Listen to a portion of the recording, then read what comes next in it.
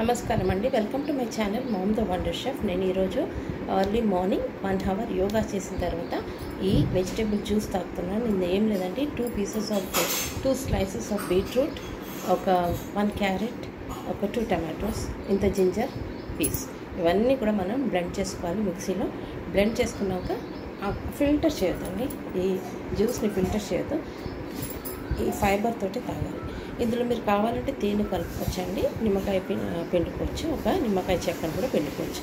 But ఇక్కడ నేనేం లేదండి, ఈ 4 ఇంగ్రీడియంట్స్ అదైతే బీట్రూట్ ఒకటి, క్యారెట్ ఒకటి, టమాటో ఒకటి, అల్లం ముక్క. సో దీంట్లో నేను దగ్గర 300 మీటర్లు లేదండి, హాఫ్ లీటర్ ఉంటుంది, 500 ml. ఇప్పుడు జ్యూస్ తాగుతున్నాను ఎంటీ స్టమక్.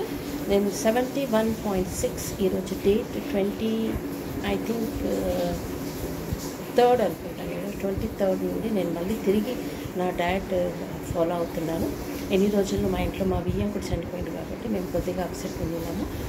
సో ఈ రోజు నుండి నేను తిరిగి నా డయట్ ఫాలో అవుతున్నాను. The first main drink is the vegetable juice. So మీరు కూడా ఇలాంటి మంచి జ్యూస్ తయారు చేసుకొని ఎర్లీ మార్నింగ్ టీకి బదులు రీప్లేస్ చేయండి హెల్దీ వెజిటేబుల్ జ్యూస్ తోటి. ఓకేనా? Take care and have a great day and bye.